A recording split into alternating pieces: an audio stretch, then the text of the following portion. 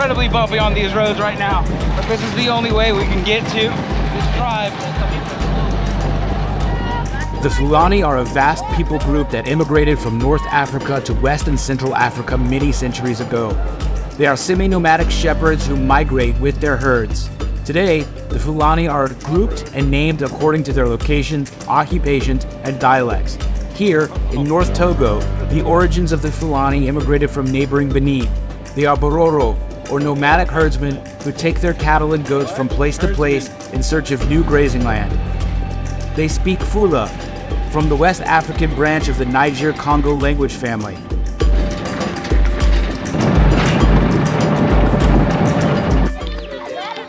This is the tribe of the Fulani. They're pastoral farmers that are nomadic, semi-nomadic. This particular family actually lives here and stays here. As you can see, their home's pretty much permanent. We met the gentleman who is the head of this family. He's got 2 wives, and it's they've got a small family here. Many cattle out here in the distance, and this is how they make their living. Very similar to the Mercy of Ethiopia, of all the cattle farmers of lower South Ethiopia. But yeah, it just goes to show you how similar some of the tribal economics are, right? Male head of household, 2 to 3 wives, usually herding hundreds of cattle to make a living and trade. I actually didn't know this was as popular as I heard it was in West Africa, but apparently this is quite normal. We're just at one of these Fulanese villages right now, as we've been invited by this one family. I know that there are other tribes out there of the Fulani, but this is one permanent establishment that we've been invited to. So.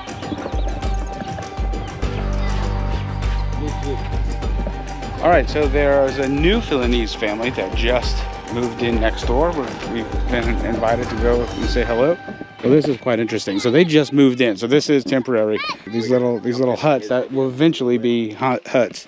We're right in the middle of the very first settlement of this area of the Fulani, and then we're seeing the growth here, right? As the neighbors move in, we come back in a few months. There will be others and even more cows. There'll be apartment blocks. There'll be a big apartment blocks and businesses and a falafel stand and who knows what. The Togo Fulani of this country, like many other Fulani groups, believe that it is a sign of weakness to be controlled by fear, and thus they raise their children, especially boys, to become stoic men and leaders in society. And that may be why this ethnic group has raised so many notable individuals in African politics, including the former presidents of Nigeria, Cameroon, Senegal, Gambia, Guinea-Bissau, and the vice president of Sierra Leone, as well as the prime minister of Mali. They have also grown to occupy positions in major international institutions, such as the Deputy Secretary General of the United Nations, the 74th President of the United Nations General Assembly, and the Secretary General of OPEC.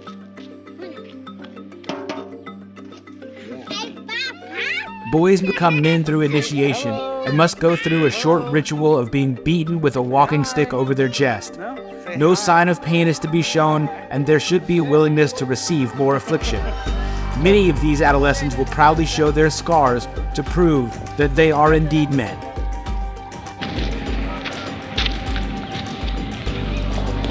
Bonsoir. How are you? Many cows? Despite their stoic upbringing, this particular family invited us in and were very hospitable. The children were curious, and one of the wives was particularly taken with my arm tattoo. Tattoo. Me. Elephant?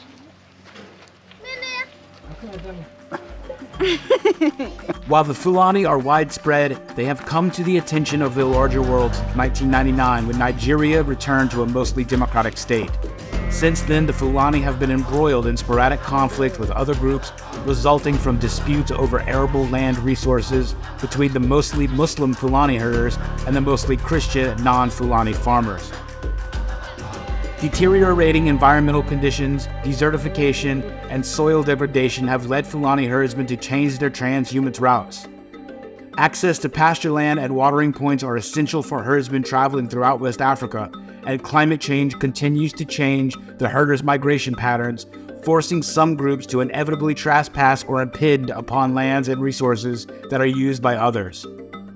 It has led some analysts to cite climate change as the primary cause of ethnic conflict between farming and these herding groups throughout much of Africa.